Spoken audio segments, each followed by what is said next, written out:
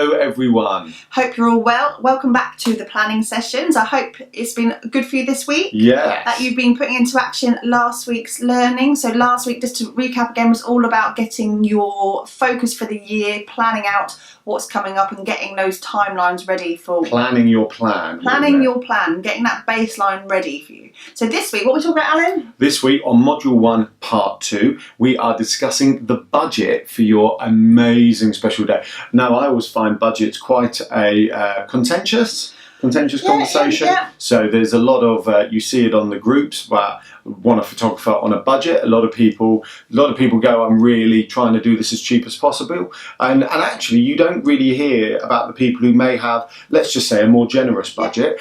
Nothing is wrong in the budget world. You have the amount of money you have, basically. Exactly.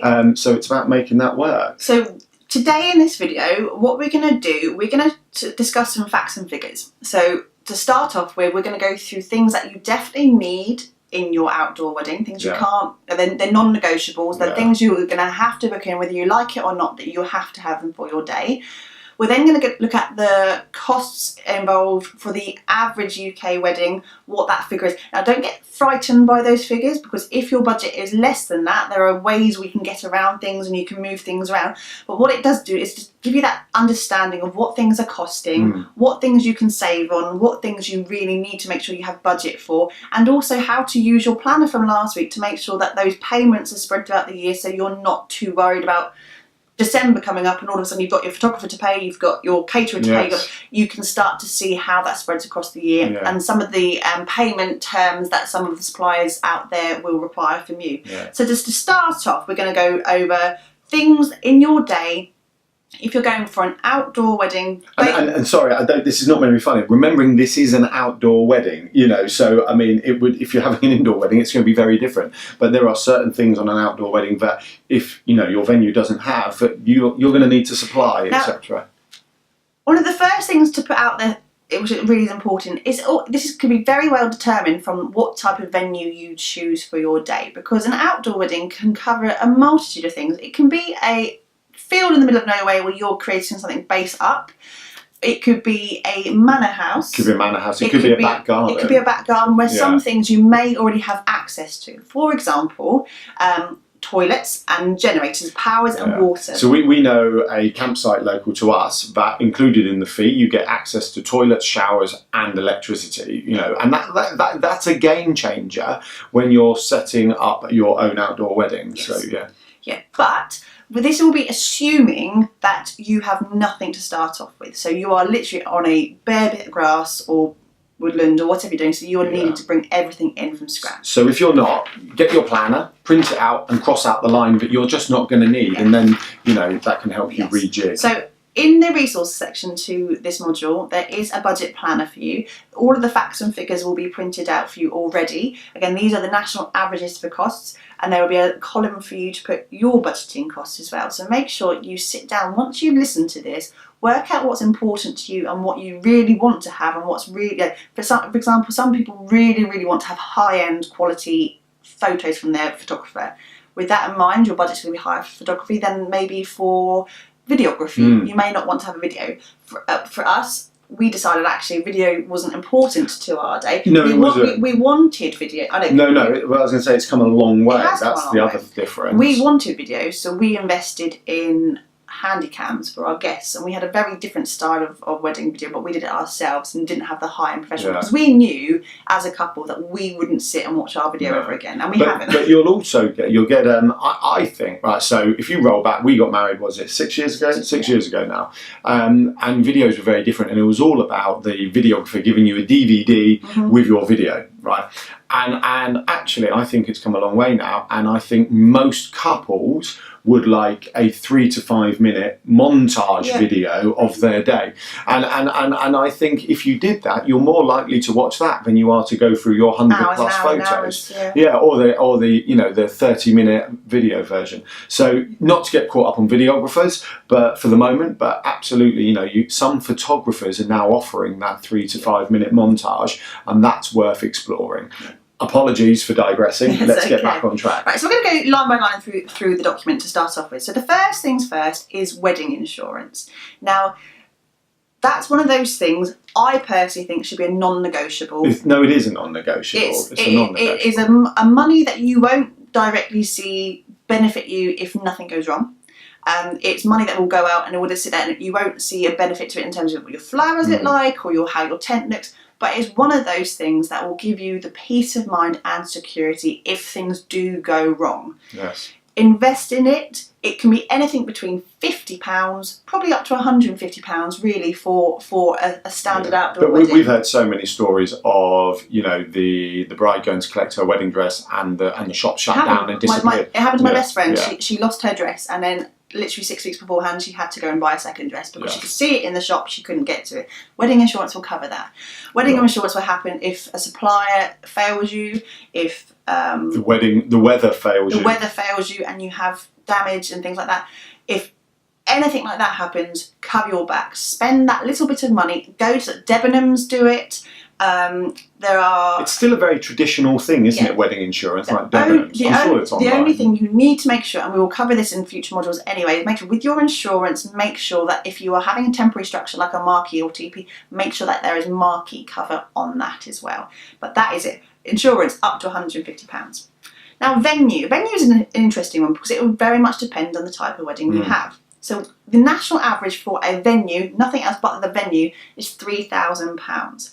But saying that, there are different types. So you could have a manor house with a country garden that you're going to. That's going to be probably higher up in your budget. A general field for a farmer's field that you may be able to find on things like landforhire.co.uk could be around the £1,000 mark, depending on where. I think it's £1,000 starting price. Depending on where you are in the country and what relationship you have with a landowner. Now that also might be that you have it in your back garden, a family or friend's back garden, and you get that land hire for free. If so, winning.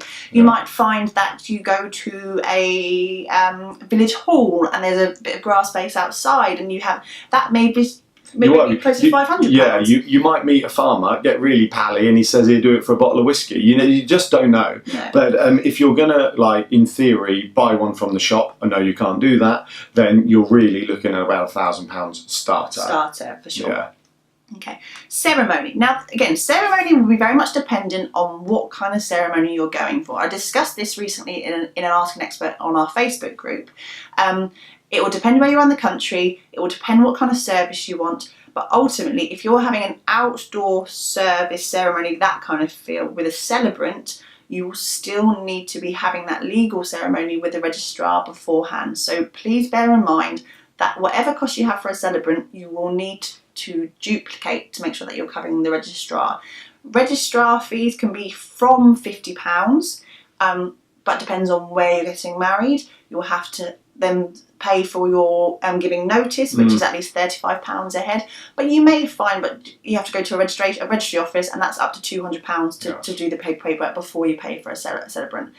Church weddings, if you're having a church wedding over a registry office, that is around the £350, £400 something like that. Again, about that, something like that. Yes, about that. But check with your local your local church to have those fees. But actually, a church wedding, if you're going down that route, is often more cost friendly, if that's the best phrase for it, than going down the registry office route. Then we've got photography. Now, photography again is one of those, for me, and we would both agree, is one of our non-negotiables. Yeah, non-negotiable and non-scrimpables. Yes. Because, apologies for interjecting, but you see so often, I'm looking for a photographer on a budget. Right, that's fine. If you find an amazing photographer for a cheap price, like, so under £1,000 is cheap in my world for a photographer, you're laughing, right? You are absolutely laughing, and you're possibly the luckiest person in the world. But if you want mind-blowing photos that are absolutely going to tell the story of your day from an amazing photographer, you're looking at £1,200 up. Plus. And do your research, look at their portfolios, look at their style, you know, and you'll see it. We have something what we call photographer's eye. I can pick a camera up and I can take a photo that will look very good because I'm using a quality camera. when a photographer picks a photo, someone with photographer's eye picks a camera up and takes a photo, it's very different to what I take. And that's what that's what we're talking about when we're talking about great photographers, aren't we? Things you can do with your photography to keep that cost lower. So as Alan said, go with your gut with the style before you look at the price of the package, but look at those packages in detail. For example, are you getting one photographer? Are you getting a second shooter for the day? How long is that photographer staying? Do you want them from the getting ready straight through to the final, how long the first dance? are they staying? How long are they in the evening? Are they just coming for the ceremony? Are they just coming for the reception, to the cutting of the cake? Work out that time frame.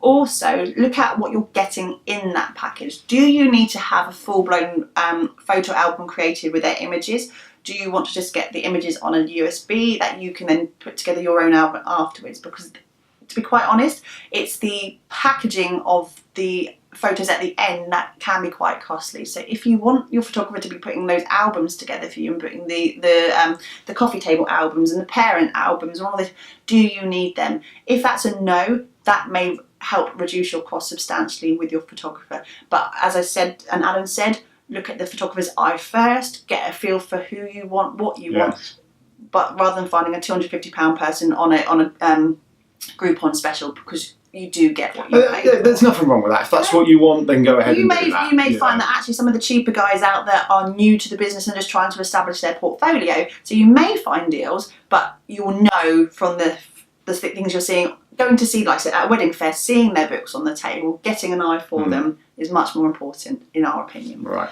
So videographer is very similar. So a starting price of about £1,200. If you want a videographer, fantastic. If you don't, that's completely up to you. That could be. Temporary structures we have on here. So temporary structures, marquees, teepees, geodesic domes, the type of marquees you'll be looking for. Again, this is going to be covered in great depth in a whole module by itself, so we're not going to get wrapped up into that.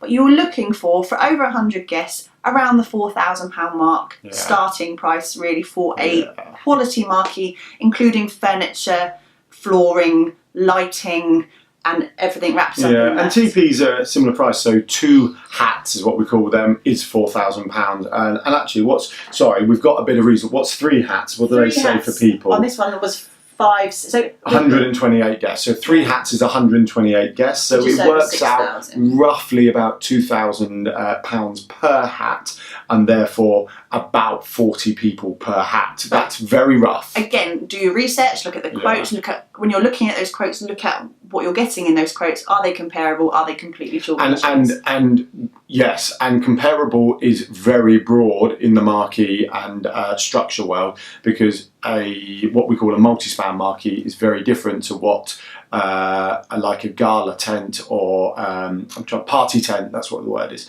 So you can't compare the prices of a party tent to a multi-span. They're very different. They're very different. Okay, then we've got things like rings. Rings between £400 and £1,000, depends how much bling you like and how important that is to you, but the national average is between £400 and £1,000 for your wedding bands. Similarly, bridal attire we've got down here is £1,500. Again, you could be looking at a brand new dress with all your veils and your jewellery and everything. It could be more than that. I know someone who paid 35 quid from a charity shop for their wedding dress. We've had brides we worked with have gone to ASOS and bought one for 50 quid as well. So it all depends on what's important to you, but the national average is about £1,500 for bridal attire. And that's all exactly the same with partners attire and bridal party attire. We know people who have just got them off the rail and dyed them. So the prices here really are just, as we say, national averages, but the way to cost cut or increase it are obvious for both of them. Flowers, we have £1,000 is the national average. Again, that sounds quite high, but that really depends on what you're doing. How many tables you've got, how many bridesmaids have you got, how many buttonholes you're doing, how many are you having things adorning from the roofs of your marquees, are you having pedestals, are you having arches, or are you having nothing because you're having an outdoor wedding and you're in the forest and there's foliage all around you. So, are you hand tying your own bouquets? Are you going to the local supermarket to get your own flowers? Are you going to the flower market to go and do the night before and do your own bouquets? So there's ways you can cut that. That's one of those things that if you are tight on budget, there are things you can do to drop that budget. But if you want something quality for a lot of people, you're looking at around the £1,000 mark. Stationery, £500. Well, Yeah, stationary £500. No, and that's up to you. Yeah, that's your invites, that's your everything. You might we did ours ourselves. We did a video, bizarre. Funnily enough, we did a video for our invite. And they were pretty much free, weren't they? Yeah. So catering is another one. It very much depends on the style you are going for. The national average is around £25 per head. But again, are you having a 3-course meal? Are you having a buffet, table service? a hog service? Are you having staff to help you with that? Are you having a hog roast? A hog roast for about 100 people in the south where we are is around £850. So what you're getting in that. So if you can, it depends on what you're setting your budget as. But that's one of those things that you can tweak and change to fit your own budget. Yeah. Entertainment? Entertainment can be from looking at bands and music bands. I think it isn't a half decent. So we say half decent. Really, it's always open to interpretation. Yeah, but I know our local DJ who we know very well and is very good and very well respected. I think he's about £500-600 for the night. You've got to think about if you have a live band and you've got a 5-piece band, you've got to think about what they're getting per person. So if you've got a large scale band, they've all got to take their cut of that. So you're looking at around £800 for a larger band. So you're actually better off booking a smaller band. You would get a 4-piece rock band. Again, if music is important to you, we go to a lot of Wedfests, and we've had a lot of Wedfests where they have music is very important to them, that budget scales up, and that's the same for things like magic mirrors, photo booths, all that kind of stuff. We're looking at around £800 as the average. Yeah, cake £400. Cake £400, but again, you can either do that via getting your own one from Marks and Spencer's, nice and we've had people have a cake competition for their cake and ask all the guests to bring a cake, which was quite fun. There's a bit of me thinking, hold on, so I'm bringing a cake for your wedding,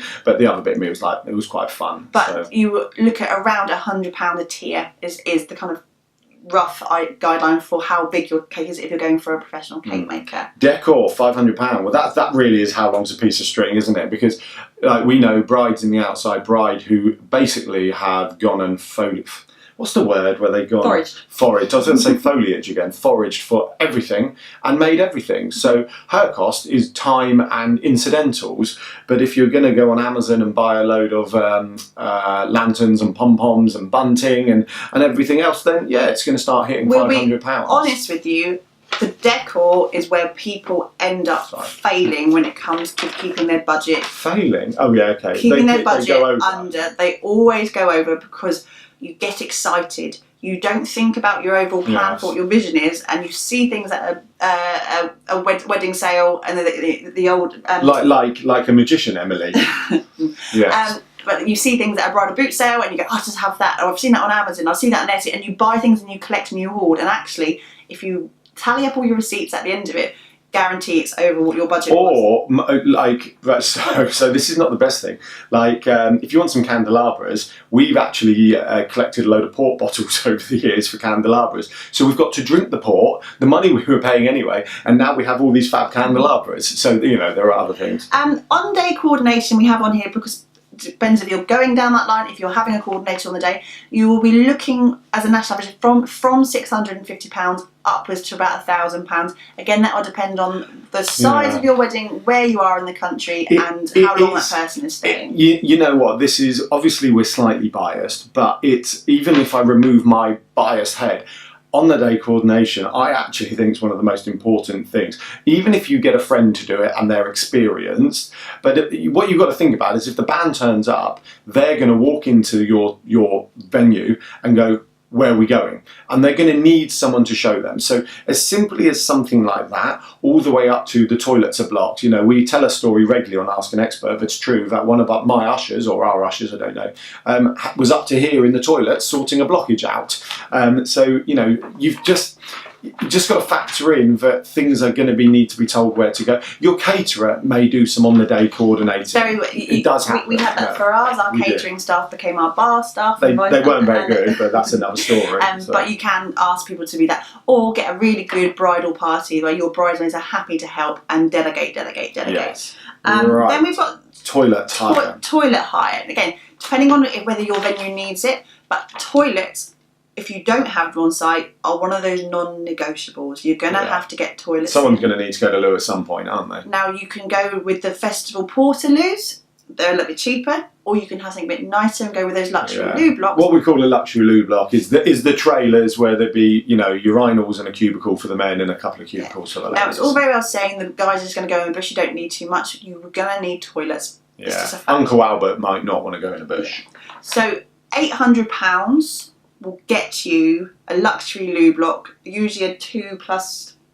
I think they call it a 2+1, and what that means is 2 cubicles in the ladies and 1 cubicle in the men's, and then a couple of urinals. Now, in the event guide, there is set amount of cubicles, urinals per volume at your wedding. But somewhere between 80 and 120, 30, 40, 50 people, a 2+1 loo block is absolutely ample. You won't get, if I'm very honest, much cheaper. Unless you have a remarkable deal in your local area, £800 is really, you're going to have to spend it. As you will do with generator hire, if again you haven't got power to your site, you may have a manor house where they can cable out from the main house. And you know, we've in my past, we have run a wedding off one 13 amp plug. It's not cool, and I'm not proud of it. But it was a bit of a weird anomaly. It wasn't as simple as we plugged it in and they ran the entire thing off it. It was a bit more to it. So don't just judge me directly.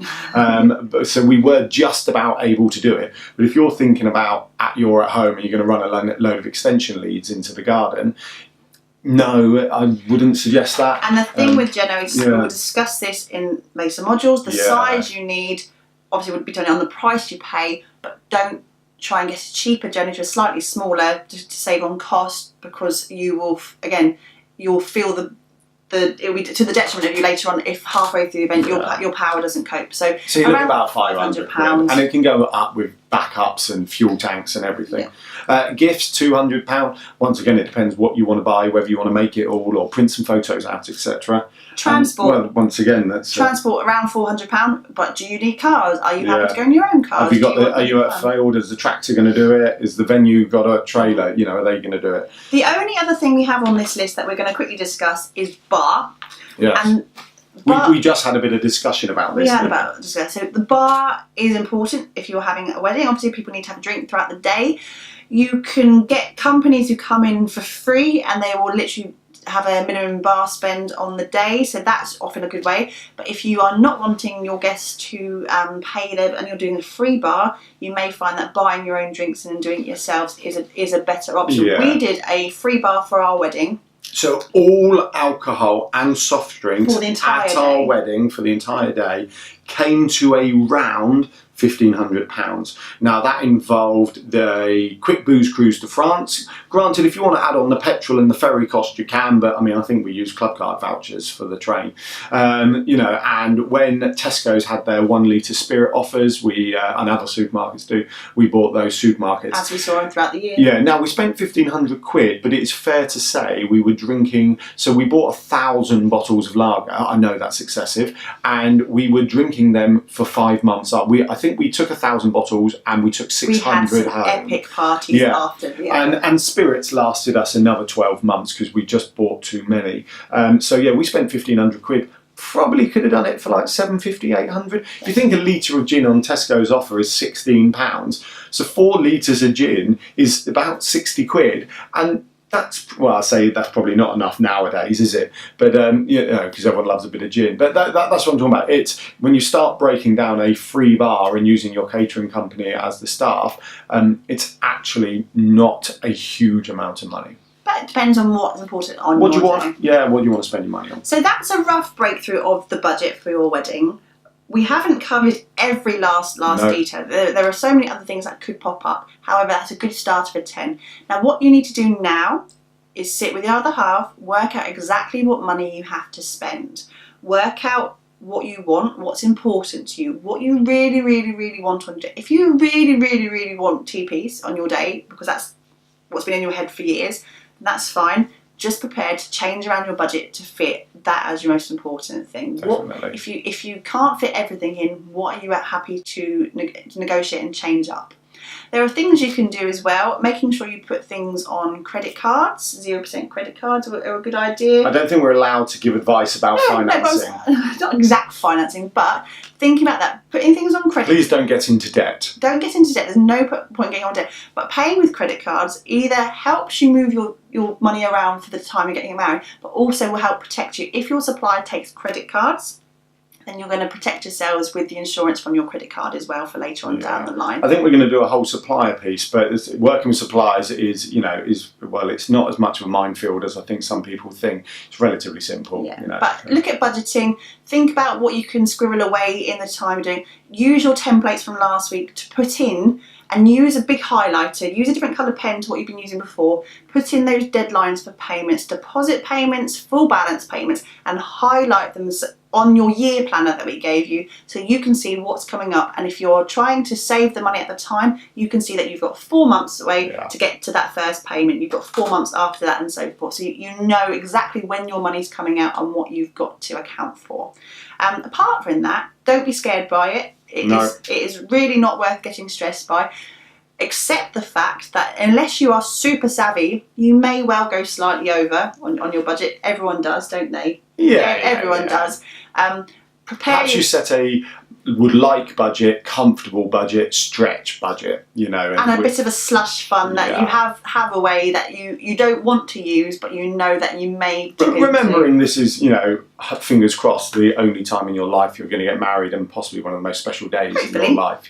So I personally believe it's worth perhaps spending a fraction more, but that's my beliefs, and other people just see it as something they're doing. We have worked with brides who have a £3,000 budgets, and they've had £50,000 budgets, and both events have been absolutely spectacular, amazing days, and they've had family and friends around them and had the best day ever. Doesn't really matter. No, it doesn't. Right. That's it. Thank you so much for watching. Thanks, guys. Next week we are going to talk all about the exact timeline for when you need to get your suppliers booked in, from when your photographer needs to be booked in by, when your marquee needs to be booked in by, and the things that can wait till towards the end. We're going to go through that in great detail, so hopefully by the end of next week you have that baseline framework ready to then look at venues. Brilliant. Right, thank you very much. Bye. And we'll see you next time. Bye. Bye.